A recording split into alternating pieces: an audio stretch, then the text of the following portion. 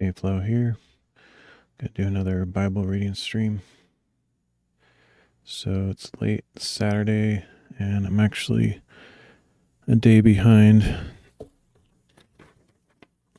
So I might do 2 readings today. We'll see. But I'll just do one at a time and have a break between them if I decide to do that. So we're on week 5, day 4. All right. Just wanted to confirm there. And today's reading is Genesis 35 through 37, Matthew 8, 1 to 13, and Luke chapter 7. So I'm going to get straight into it, not have super long of a stream. I'll do a quick prayer though. Dear Lord, thank you for this day. Thank you for getting me through another day and encouragement from loved ones.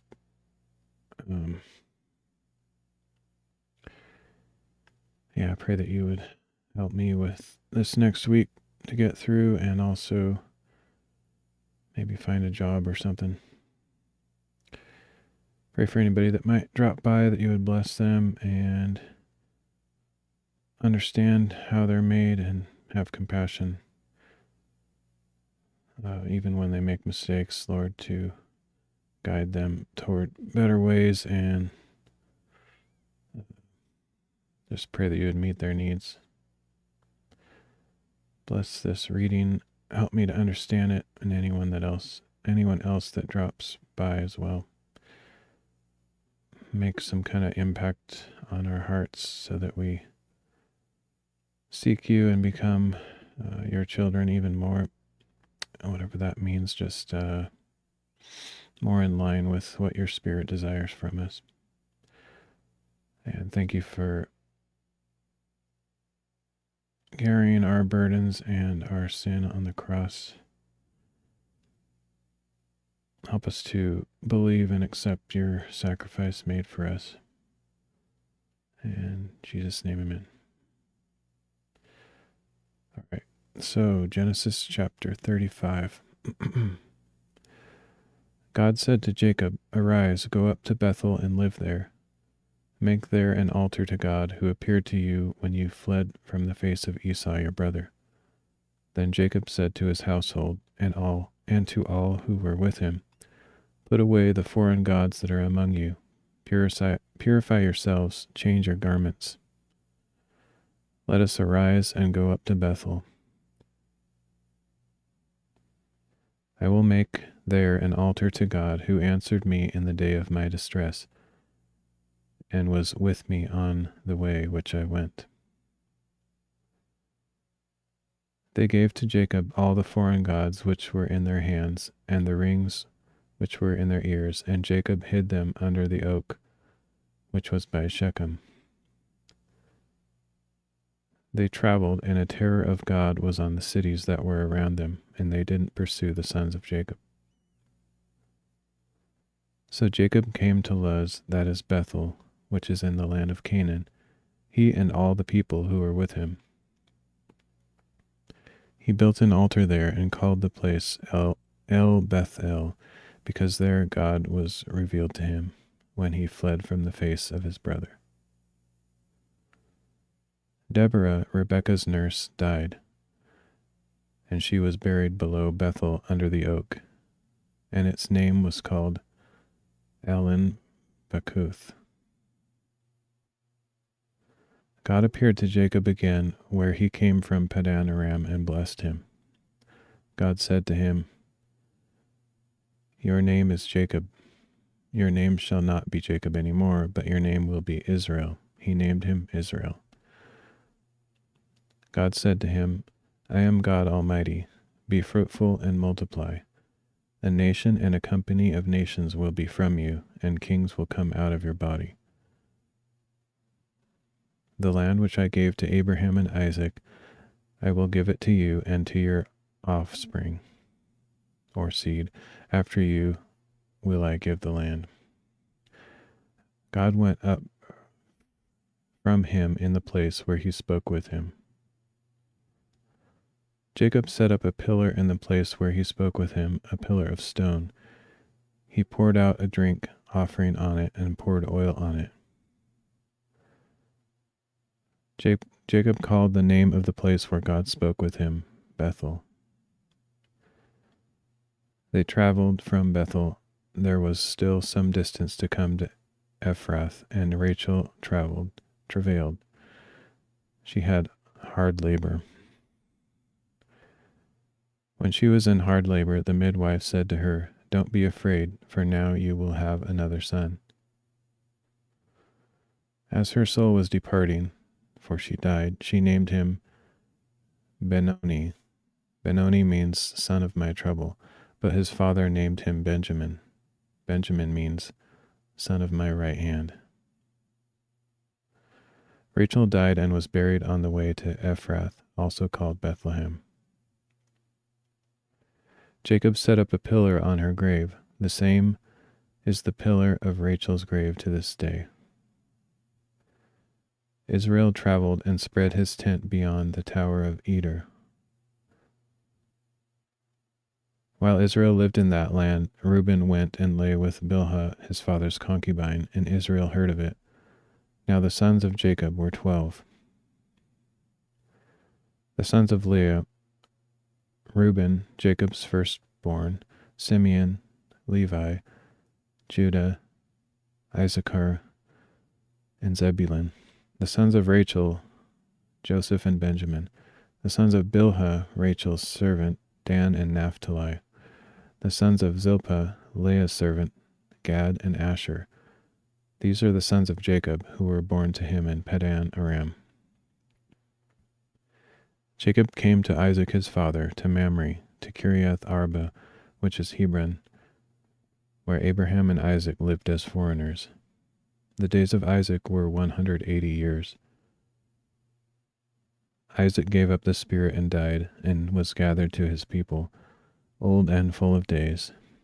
Esau and Jacob his sons buried him. That's Genesis chapter 35.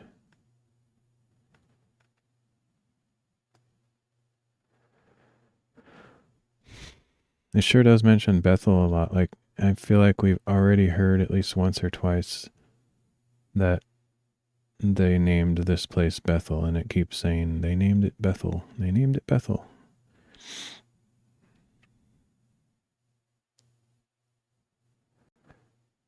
That thing about burying the idols under the tree is interesting. I'm not very good at reading comprehension, so I was trying to figure out, wait, is that the same tree? Because it said that someone else, Deborah, Rebecca's nurse, was buried below Bethel under the oak. But it's probably different tree. But anyway, that's interesting. I've never heard of burying someone below. I guess probably they mean like below the branches, not necessarily like they dug down underneath the tree. That would be weird. It's kind of like one of those movies where you see a gravestone below a tree on a hill, the sunset standard scene, maybe something like that.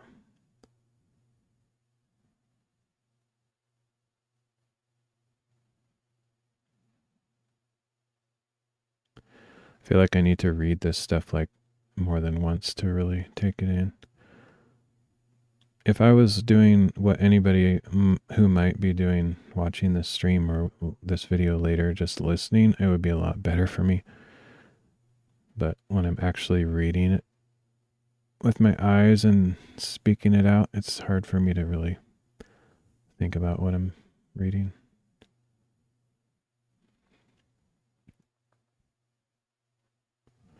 Actually, one of my favorite things to do is to write out scripture.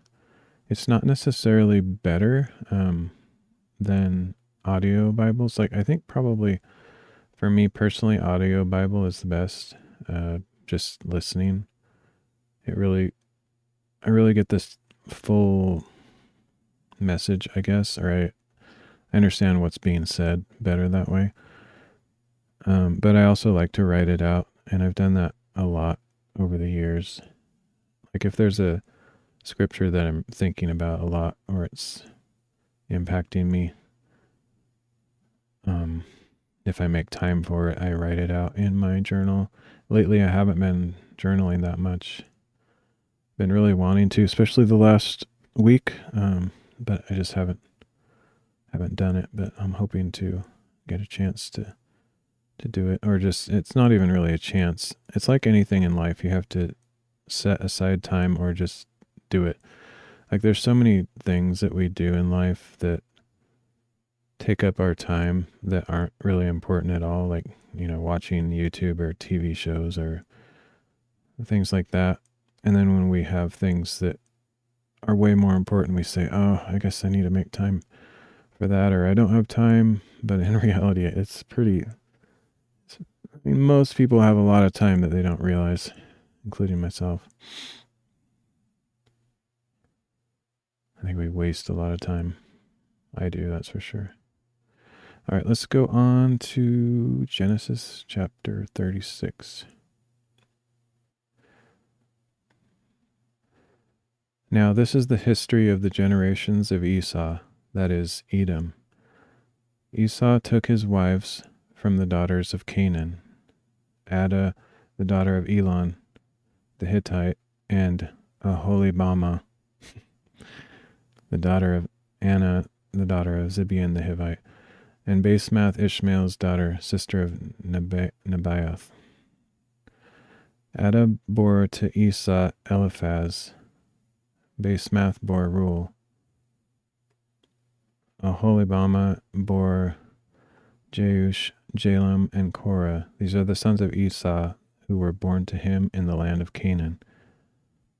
Esau took his wives, his sons, his daughters, and all the members of his household with his livestock, all his animals and all his possessions, which he had gathered in the land of Canaan, and went into a land far away from his brother Jacob. For their substance was too great for them to dwell together, and the land of their travels couldn't bear them because of their livestock. Esau lived in the hill country of Seir. Esau is Edom. This is the history of the generations of Esau, the father of the Edomites, in the hill country of Seir. These are the names of Esau's sons: Eliphaz, the son of Adah, the wife of Esau, and Reuel, the son of Basemath, the wife of Esau. The sons of Eliphaz were Taman, Omar, Zepho, and Gatam, and Kenaz. Timnah was concubine to Eliphaz, Esau's son, and she bore to Eliphaz Amalek. These are the sons of Adah, Esau's wife. These are the sons of Reuel: Nahath, Zerah, Shammah, and Mizah. These were the sons of Basemath, Esau's wife. These were the sons of Aholibamah, the daughter of Anna, the daughter of Zibeon, Esau's wife. She bore to Esau Jeush, Jalam, and Korah. These are the chiefs of the sons of Esau, the sons of Eliphaz, the firstborn of Esau: chief Teman, chief Omar, chief Zepho, chief Kenaz, chief Korah, chief Gatam, chief Amalek. These are the chiefs who came of Eliphaz in the land of Edom. These are the sons of Adah. These are the sons of Reuel, Esau's son: chief Nahath, chief Zerah, chief Shammah, chief Mizah. These are the chiefs who came of Reuel in the land of Edom. These are the sons of Basemath, Esau's wife. These are the sons of Aholibamah, Esau's wife: chief Jeush, chief Jalam, chief Korah. These are the chiefs who came of Aholibamah, the daughter of Anna, Esau's wife. These are the sons of Esau, that is Edom, and these are their chiefs.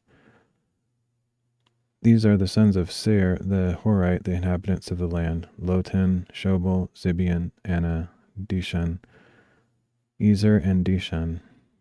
These are the chiefs who came of the Horites, the children of Seir in the land of Edom. The children of Lotan were Hori and Heman. Lotan's sister was Timnah. These are the children of Shobal, Alvan, Manahath, Ebal, Shepho, and Onam.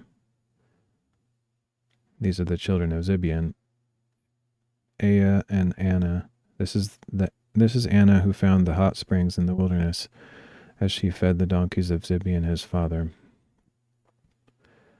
These are the children of Anna, Dishan, and Aholibama, the daughter of Anna. These are the children of Dishan, Hemdan, Eshban, Ithran, and Cheran. These are the children of Ezer, Bilhan, Zavan, and Akan. These are the children of Dishan, Uz, and Aran. These are the chiefs who came of the Horites: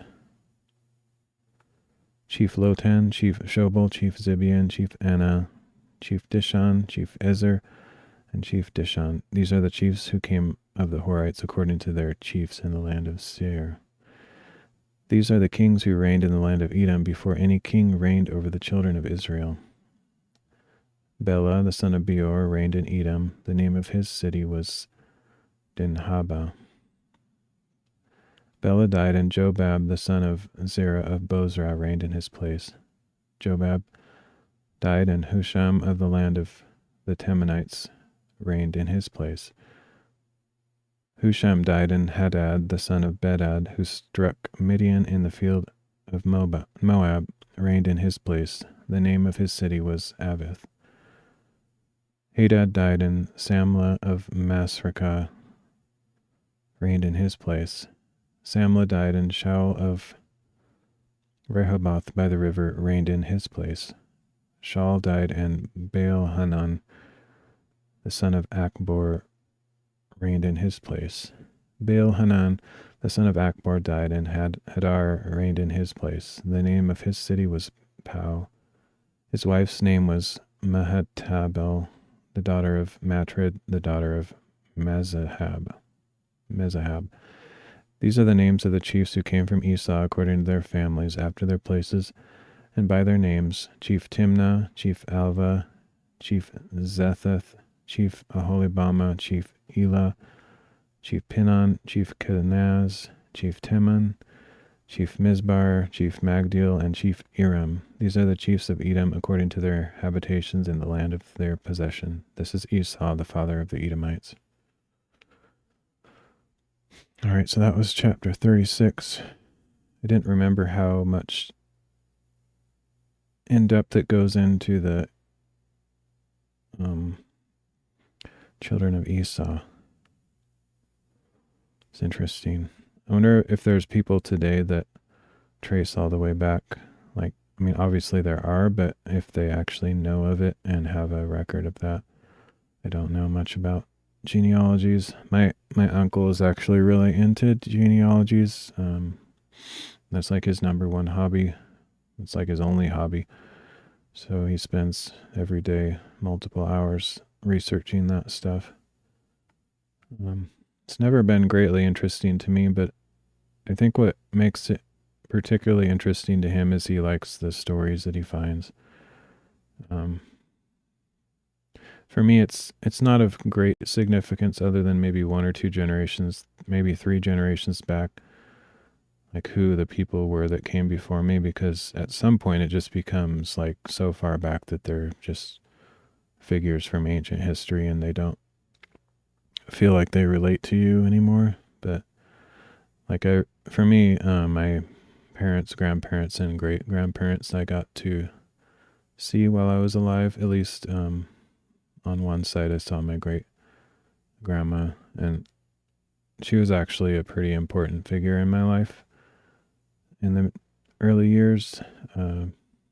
She actually babysat my sister and me after school, I think, or in the summer, I don't remember, just for some time. And I don't have extremely vivid memories of that, but I have some memories of it, and I have memories of her for sure, and I wish she was still around because she was a a good woman and good example for our family and gave us a good Christian heritage.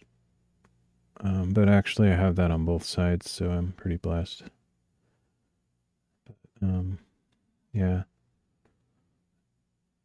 It was a little bit hard to follow some of these name lists in this chapter because it felt like it was repeating the same names like 2 or 3 times, and I'm not sure if they're the same people or not. I think so. But like it would list the who were the sons of who, and then it would list all the chiefs, and the chiefs were like the same exact people as the list of sons. It seems like maybe there were some variances, like some of the sons didn't become chiefs. I didn't actually do a one-to-one comparison, but it felt like they were basically the same. And there was a couple in there that had very, very brief stories, but like clearly those stand out. Like you're just reading like kind of monotone, boring voice. This person, and I can't pronounce these names right. Blah blah blah. And then there's just random ones that say this is the one that did this thing, but what I don't know is if those little stories are covered elsewhere in the Bible or not. It would be kind of interesting, just for curiosity's sake, to see if those, like for example, here in verse 24, this is Anna who found the hot springs in the wilderness as he fed the donkeys of Zibeon his father. Like clearly that would have meaning to the original readers. They'd be like, oh yeah, that's the one he's talking about. Because there's probably multiple people with that name. But it's like, this is the one that had that famous story of the hot springs. But as far as I'm aware, that story is not in the Bible. Maybe it is, and maybe we'll read that later, but I don't think so. Anyway, it's interesting.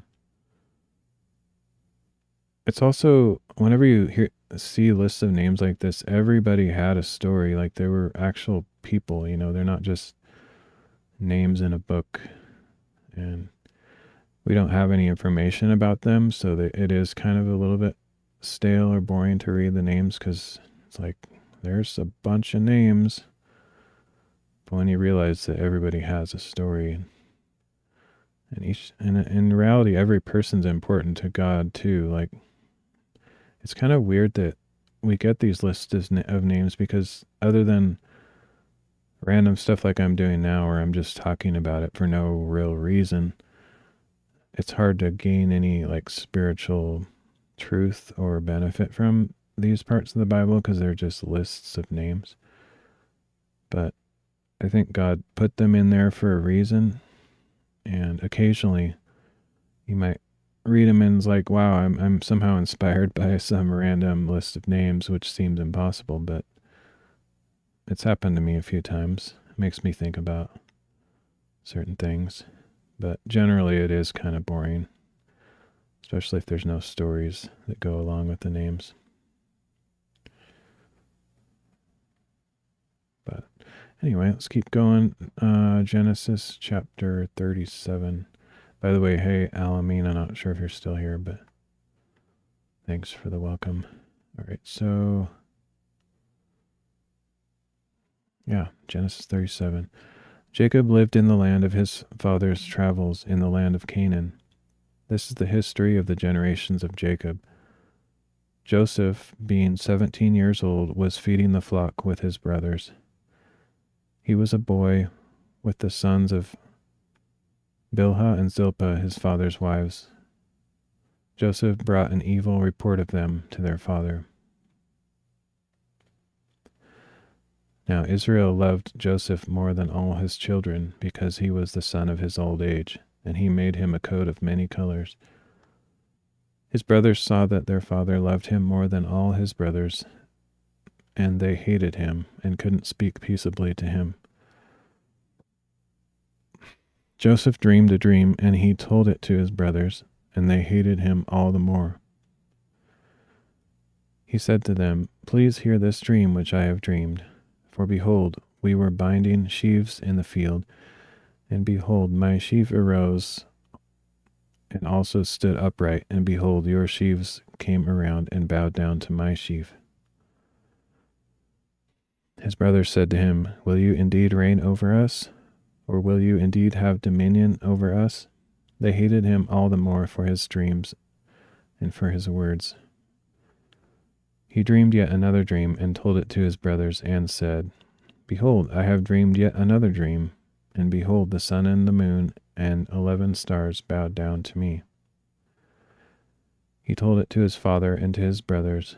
His father rebuked him and said to him, What is this dream that you have dreamed? Will I and your mother and your brothers indeed come to bow ourselves down to you to the earth? His brothers envied him, but his father kept this saying in mind. His brothers went to feed their father's flock in Shechem. Israel said to Joseph, Aren't your brothers feeding the flock in Shechem? Come, and I will send you to them. He said to him, Here I am. He said to him, Go now, see whether it is well with your brothers and well with the flock, and bring me word again. So he sent him out of the valley of Hebron, and he came to Shechem. A certain man found him, and behold, he was wandering in the field. The man asked him, What are you looking for? He said, I am looking for my brothers. Tell me, please, where they are feeding the flock. The man said, They have left here, for I heard them say, Let us go to Dothan. Joseph went after his brothers and found them in Dothan. They saw him afar off, and before he came near to them, they conspired against him to kill him. They said to one another, Behold, this dreamer comes. Come now, therefore, and let's kill him and cast him into one of the pits. And we will say, An evil animal has devoured him. We will see what will become of his dreams. Reuben heard it and delivered him out of their hand and said, Let's not take his life. Reuben said to them, Shed no blood. Throw him into this pit that is in the wilderness, but lay no hand on him, that he might deliver him out of their hand to restore him to his father. When Joseph came to his brothers, they stripped Joseph of his coat, the coat of many colors that was on him, and they took him and threw him into the pit. The pit was empty, there was no water in it. They sat down to eat bread, and they lifted up their eyes and looked, and saw a caravan of Ishmaelites was coming from Gilead, with their camels bearing spices and balm and myrrh, going to carry it down to Egypt. Judah said to his brothers, What profit is it if we kill our brother and conceal his blood? Come, and let's sell him to the Ishmaelites, and not let our hand be on him. For he is our brother, our flesh. His brothers listened to him. Midianites who were merchants passed by, and they drew and lifted up Joseph out of the pit, and sold Joseph to the Ishmaelites for 20 pieces of silver. They brought Joseph into Egypt. Reuben returned to the pit, and saw that Joseph wasn't in the pit, and he tore his clothes. He returned to his brothers and said, The child is no more, and where will I go? They took Joseph's coat and killed a male goat and dipped the coat in the blood. They took the coat of many colors, and they brought it to their father and said, We have found this. Examine it now, whether it is your son's coat or not. He recognized it and said, It is my son's coat. An evil animal has devoured him. Joseph is without doubt torn in pieces. Jacob tore his clothes and put sackcloth on his waist and mourned for his son many days. All his sons and all his daughters rose up to comfort him, but he refused to be comforted. He said, For I will go down to Sheol. Sheol is the place of the dead. To my son mourning, his father wept for him. The Midianites sold him into Egypt to Potiphar, an officer of Pharaoh's, the captain of the guard.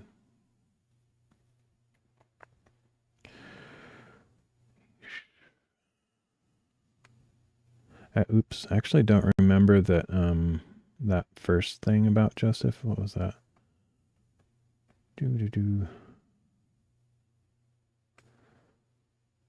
This is the history of the generations of Jacob. Joseph, being 17 years old, was feeding the flock with his brothers. He was a boy with the sons of Bilhah and Zilpah, his father's wives. Joseph brought an evil report of them to their father. It's weird that it says that, but it doesn't actually talk about it. So I can't remember the names very well, but I think Bilhah and Zilpah were what do you call them? Concubines, or the servants of Leah and Rachel. And so he was with the sons of those wives, I guess. But I don't know what the evil report would be. Probably he was just telling on them or whatever. Just sounded like he was kind of entitled, probably didn't have the greatest attitude when he was a kid. He was obviously his father's favorite son and probably let that go to his head, or he was spoiled, or he didn't know any better, whatever. But anyway, sounds like he was pretty annoying to his brothers just because they were jealous, and he probably had everything go well for him when they had little attention or difficulties. Probably standard family stuff.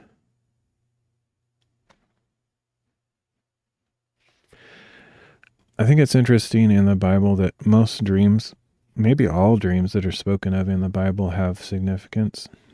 Doesn't mean all dreams do, but I don't know if I've ever had a dream that makes any sense or has significance to my life. Actually, I don't know, 2 or 3 days ago, I think 2 days ago, I had a dream. I don't remember everything about it, but part of it was unsettling, and it just kind of set me in a bad mood for the rest of the day. And I just, I don't know if that was it entirely, but I just had a bad day. Last couple days were kind of downers. That's why I didn't end up streaming. But anyway, I actually often pray. No, I shouldn't say often, but sometimes I pray or think to remember to pray that God would protect my dreams or use them to, send me messages from him and not some other evil influence. Hey, salami slices. Hello. Because every once in a while I do have an annoying dream. I don't have nightmares like some people do, but yeah. But anyway, it's interesting that dreams in the Bible were usually significant, or prophecies even, but I've never had anything like that. It'd be interesting to know if anybody has. This is the only reading stream on Kick, apparently. Yeah, not surprised. It's kind of a weird category. I actually didn't even know what category to put this in, because I'm streaming on a bunch of different platforms, actually, and every platform has different categories. So I have to look through the list, and actually you can't even look through a list. That's what's annoying. I'm not aware of any platform that has a list of categories. You just have to search, and I never know what to search for, but I actually like that. I think reading is a good category. I think every platform should have that, because that's exactly what I'm doing. But some of them are weird. Some of them don't have really any categories, so I have to put it in chatting or something, but it doesn't really matter. I don't think people use categories that much when they're looking for something to watch. I think they just look through the home page and click on something that catches their attention, so I don't think it matters that much. But yeah, I'm doing a Bible reading stream. Wish more people would do reading streams. I've been getting into books recently. That's cool. What kind of books do you read? I don't actually like to read because I have really bad reading comprehension. I don't remember what I read shortly after I read it. And so I have I have a really hard time. I like audio Bibles though, or audio books or whatever. But what Bible are you reading? It's well, like the Christian Bible, so you know, has the Hebrew Bible in the Old Testament, and then the Christian books in the New Testament. So, and then the version I'm reading is WEB, which is World English Bible. But most of the translations are basically the same. Trying to read Paradise Lost. I've obviously heard of that, but I have not read it. How are you liking it? I can't remember if that has if that's like an allegory or something like with deeper meaning in it, or if it's just a story. I can't remember. But I haven't read that, but I've heard about it. Yeah. Yeah, so I'm doing a annual daily Bible reading thing plan. My sister is going through the Bible with her family, and she invited my parents and me to join her. And we're not really doing anything together, like I don't talk to them or anything, but I just decided to use her question to motivate me to do it because I haven't done it in a while. Um, and I'm enjoying it so far. So yeah, there's like the whole year is the Bible broken up into chapters, and it's sorted chronologically in this plan. So it's not like from Genesis to Revelation. It's sorted chronologically, so it's a little bit different order than you'd normally think to read the Bible. But I'm enjoying it so far. I'm on week 5 out of 52 or whatever, so about 10% through. It's a poem. It's very long, very difficult to read, but it's interesting. It's about the angels falling from heaven, the story of the Garden of Eden. Oh, okay, that's cool. I probably knew that at one time. Like, it's I think it's one of those really famous pieces of literature that you often study in school or whatever. But I don't remember if we studied that in my school or not. I just know I've heard of it, but I didn't remember that it was a poem instead of like a book or something. I think there's another one that like Paradise Lost is famous, and then like Pilgrim's Progress is famous also, and there's a few of those that I get a little bit mixed up in my head, like which is which. I can't remember because I don't think I read either of them. I've just heard descriptions of them, but I might have read them a long time ago. But getting old, I don't remember that stuff anymore. I don't really read for recreation though, like ever. I never read basically. For me, when I'm reading the Bible, it's more of a spiritual discipline. Like, I'm a religious person, Christian, so it's like the way I connect with God and stuff, or it's one of the ways. And I try to grow spiritually and learn different things about how to live and whatever, that kind of stuff. But it doesn't always happen, but sometimes.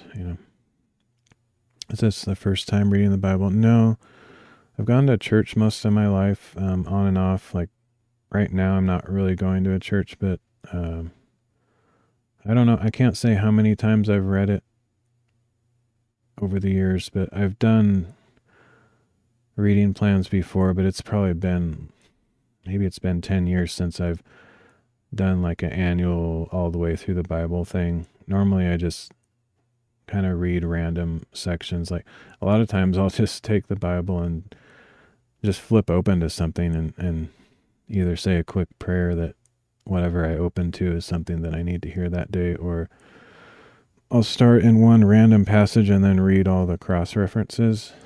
Cross references are like similar passages that have little footnotes in some Bibles, and it'll just take you kind of on a rabbit trail That's kind of more my style, is just random reading.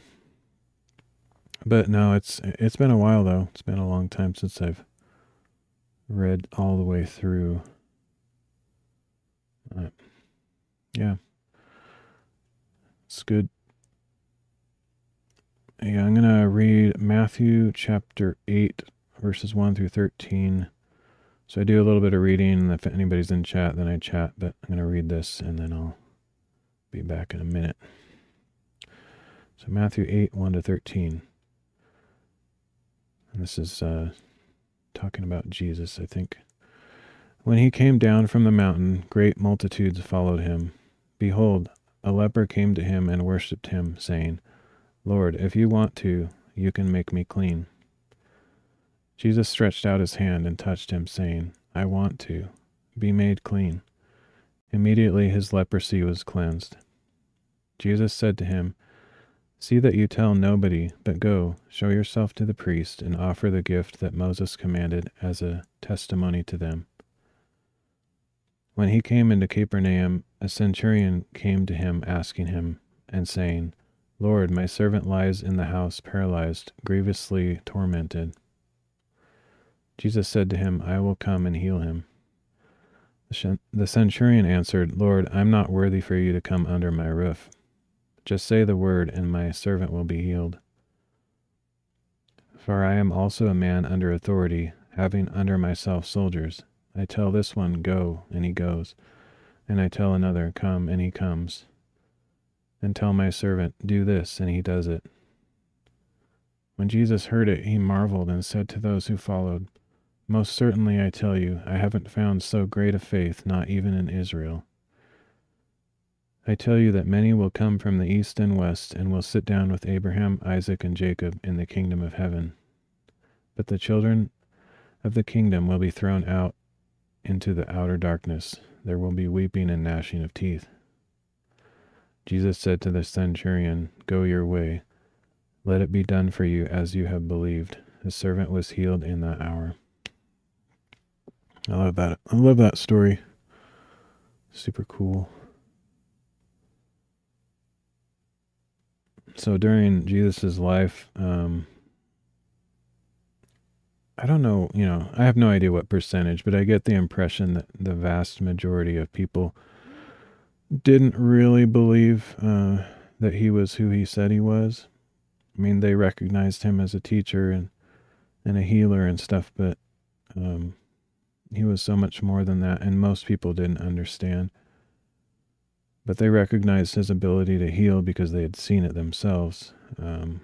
Obviously, if you see somebody heal somebody, then you know they have the ability to do it, so you're willing to ask for the same. But so probably the centurion that came to him had heard stories and didn't have any other way to have his servant healed, so he came based on the stories that he heard.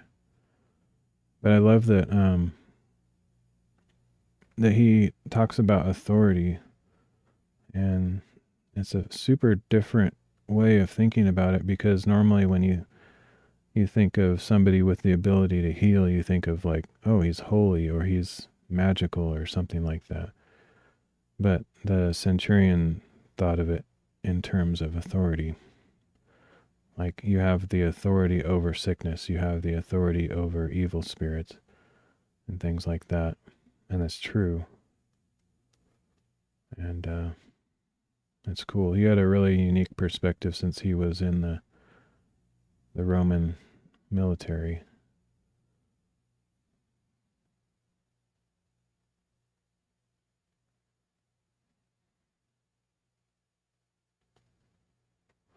Anyway, that's a cool story. And then the last part.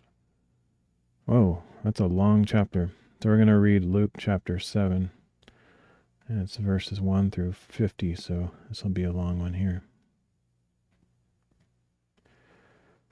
Oh, the other part, we've already talked about this because there's a lot of parallel scriptures in the Gospels, Matthew, Mark, Luke, and John. So you're reading the same thing more than once. But one of my favorite verses so far is when Jesus says, I want to, in verse 3. I really like that. I wish I could hear him say that, honestly. Hey, Leo, how's it going? Like, sometimes when you pray for things, you may not hear an answer, or maybe you have doubts, or you're just kind of lonely and you want some kind of feedback, and sometimes you don't get it, or it comes later, whatever. But I can't even imagine just hearing Jesus say something like that. It's like this guy is like, Lord, if you want to, you can make me clean. And he says, I want to be made clean. It's like, I want to help you, That would be awesome. I want to see what that says in other versions. I have a few other versions, but let me check real quick. That is Matthew 8:3.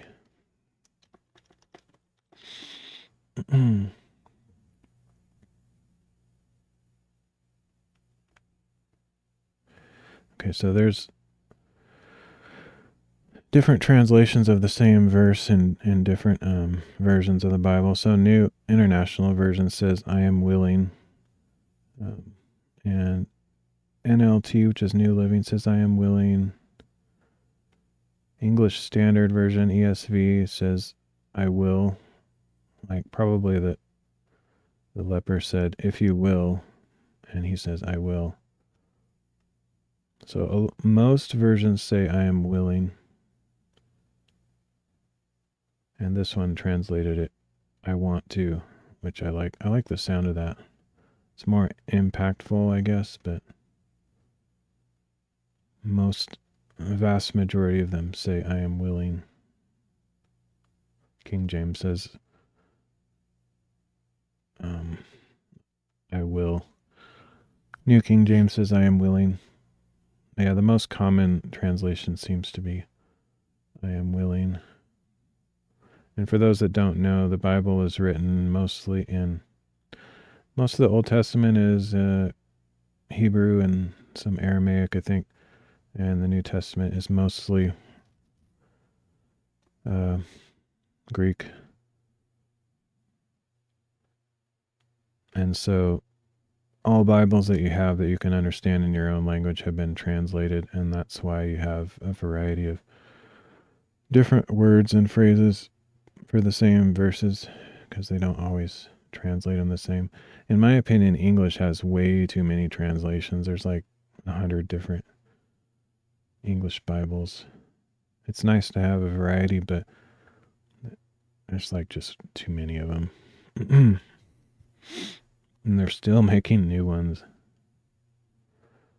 But I think it's good to have like an up-to-date modern one that reads in your modern language pretty well. And English has changed drastically since like the King James was made in like 1600. And so I think there's need for a newer translation to be made, but having like 20 different choices is kind of crazy. Most languages only have maybe 1 or 5 at the very most. English has by far the most. Anyway, let's start on that book, or on that next chapter.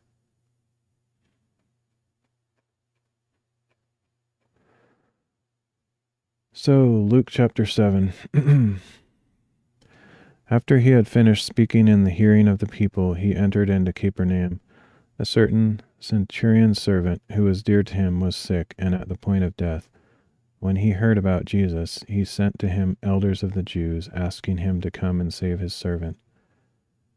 When they came to Jesus, they begged him earnestly, saying, He is worthy for you to do this for him, for he loves our nation, and he built our synagogue for us. Jesus went with them. When he was now not far from the house, the centurion sent friends to him, saying to him, Lord, don't trouble yourself, for I am not worthy for you to come under my roof. Therefore I didn't even think myself worthy to come to you, but say the word, and my servant will be healed. For I also am a man placed under authority, having under myself soldiers. I tell this one, go, and he goes, and to another, come, and he comes, and to my servant, do this, and he does it. When Jesus heard these things, he marveled at him, and turned and said to the multitude who followed him, I tell you, I have not found such great faith, no, not in Israel. Those who were sent, returning to the house, found that the servant who had been sick was well. Soon afterwards, he went to a city called Nain. Many of his disciples, along with a great multitude, went with him. Now when he came near to the gate of the city, behold, one who was dead was carried out, and the only son of his mother, and she was a widow. Many people of the city were with her. When the Lord saw her, he had compassion on her, and said to her, Don't cry. He came near and touched the coffin, and the bearers stood still. He said, Young man, I tell you, arise. He who was dead sat up and began to speak, and he gave him to his mother. Fear took hold of all, and they glorified God, saying, A great prophet has arisen among us, and God has visited his people. This report went out concerning him in the whole of Judea and in all the surrounding region. The disciples of John told him about all these things. John, calling to himself 2 of his disciples, sent them to Jesus, saying, Are you the one who is coming, or should we look for another? When the men had come to him, they said, John the Baptizer has sent us to you, saying, Are you he who comes, or should we look for another? In that hour he cured many of diseases and plagues and evil spirits, and to many who were blind he gave sight. Jesus answered them, Go and tell John the things which you have seen and heard, that the blind receive their sight, the lame walk, the lepers are cleansed, the deaf hear, the dead are raised up, and the poor have good news preached to them. Blessed is he who finds no occasion for stumbling in me. When John's messengers had departed, he began to tell the multitudes about John. What did you go out into the wilderness to see? A reed shaken by the wind? But what did you go out to see? A man clothed in soft clothing? Behold, those who are gorgeously dressed and live delicately are in king's courts. But what did you go out to see? A prophet? Yes, I tell you, and much more than a prophet. This is he of whom it is written, Behold, I send my messenger before your face, who will prepare your way before you. For I tell you, among those who are born of women, there is not a greater prophet than John the Baptizer. Yet he who is least in God's kingdom is greater than he. When all the people and the tax collectors heard this, they declared God to be just, having been baptized with John's baptism. But the Pharisees and the lawyers rejected the counsel of God, not being baptized by him themselves.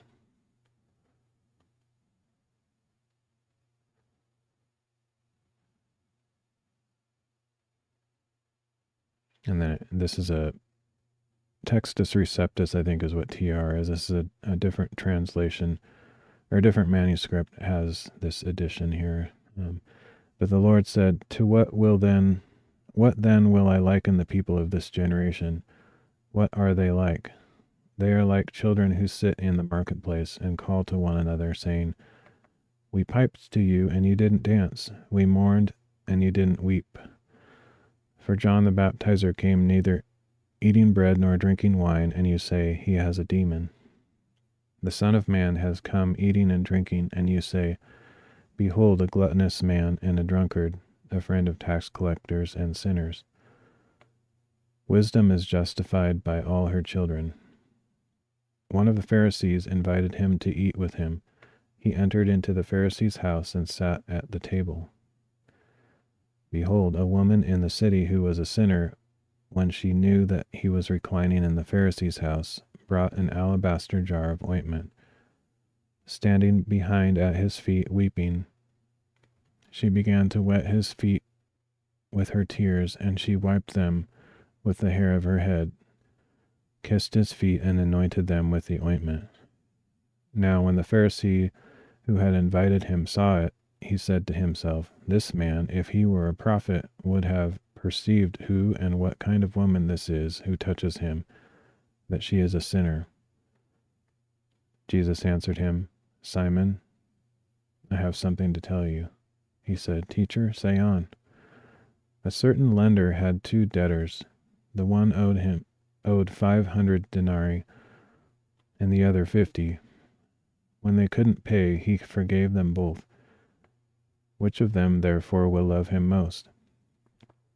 Simon answered, "He, I suppose, to whom he forgave the most." He said to him, "You have judged correctly."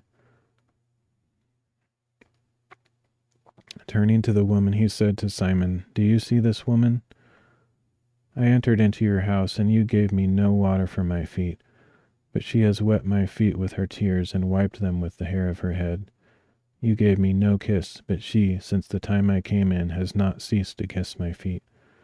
You didn't anoint my head with oil, but she has anointed my feet with ointment. Therefore I tell you, her sins, which are many, are forgiven, for she loved much. But to whom little is forgiven, the same loves little." He said to her, "Your sins are forgiven." Those who sat at the table with him began to say to themselves, "Who is this who even forgives sins?" He said to the woman, "Your faith has saved you. Go in peace." And that was Luke chapter 7. That actually went pretty quick. I thought because it was 50 verses it might be kind of long, but kind of just breezed through that. It's another good story. I love how compassionate Jesus is for people that no one else in society is. It's kind of what sets him apart, one of the many things, and a lot of people have trouble believing in the divinity of Jesus, but I think if you read the Bible with the perspective of who can do the things that Jesus does, I think it's pretty obvious. There's a lot of proof texts that talk about Jesus and his claims about himself, and then the disciples who wrote books after him make it very clear, especially John, the identity of Christ. Jesus kept his identity somewhat secretive while he was on earth because he wasn't there to establish himself as a king, and that's what the Jews were looking for. They thought that the Messiah would become a political leader that would lead them in battle, victorious over Rome, who they were captives of at the time. And so they were looking for that instead of a spiritual leader who came to die for their sins. And so he kept his identity somewhat secret so that he could fulfill his mission. But after him, his disciples kind of wrote about who he really was. Plus, it was pretty obvious when he was on earth too. And it's very true. Who can forgive sins except God? The religious leaders at the time knew this.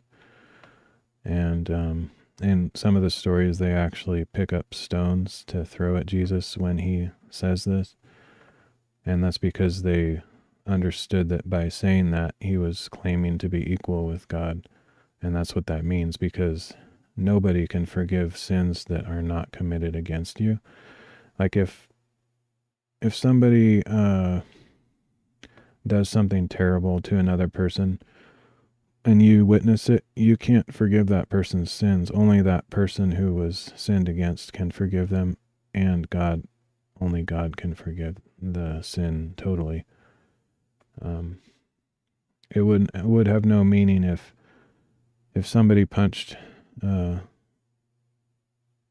just pushed a lady on the street and she fell over and hurt herself, and you went up to that person who pushed her and said, "I forgive you." That has no meaning whatsoever. The woman who got pushed over has to forgive them, and then ultimately God must forgive them for it to be true forgiveness. And Jesus forgave this woman for sinning against somebody else. And only God can do that. So he was making his true identity quite clear. And he does many, many things like that, like all of his miracles as well. And he fulfilled all the prophecies of the Old Testament, including those that talk about the Messiah being more than just a man. And he talks quite a bit about that later. We'll read it as well. But anyway, I think for me it's very important to recognize who Jesus is. I believe him to be the Son of God, but also equal with the Father. He makes that very clear. He is God in the flesh. And the Bible is not even unclear at all about that. And he came to redeem us from our sins, to take our place, take the punishment that we deserve. And he rose from the dead after he died for us, which only God can do that as well. There's so many things. So many evidences. Of course, you have to believe that it actually happened. You have to actually believe it. Otherwise, you could think it's just another legend or story. But there's actually more evidence of the things that are written in the Bible than any other ancient text, because they line up with archaeology and historical, like there's historians of the time that wrote about some of the same events, and it's quite convincing if you look into it. Lately, I've been watching quite a few archaeology videos. Not because I was looking to find those things, but they just showed up in my suggested videos, and I watched a few, and they're pretty cool. It's fun to hear about them digging up and finding evidence of these places that they write about in the Bible. A long time ago, like when I was a kid, I always thought it would be cool to be a archaeologist or paleontologist. I never pursued that like any kind of life dream or anything, but when I was a kid, that was what I wanted to be. Some people want to be a fireman or doctor or policeman or, whatever, famous singer. I wanted to be a archaeologist or paleontologist, but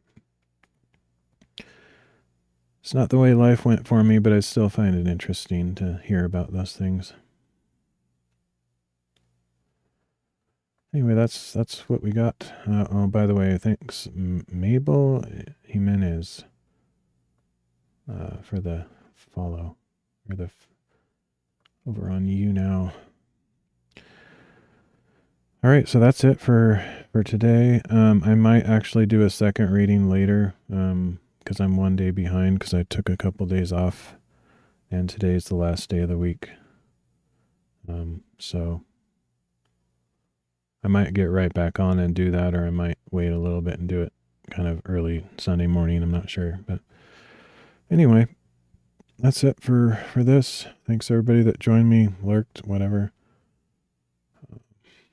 I will see you all next time. Maybe just in a few minutes, maybe in an hour. I don't do schedules. I know it's frustrating for anybody that's trying to follow along, but that's just how I stream. It's got to not be some kind of burden. It's more of a hobby for me. So anyway, the next reading is going to be Genesis chapters 38 to 40 and Matthew 11. So that's what we'll do next time. I will see y'all next time. Later.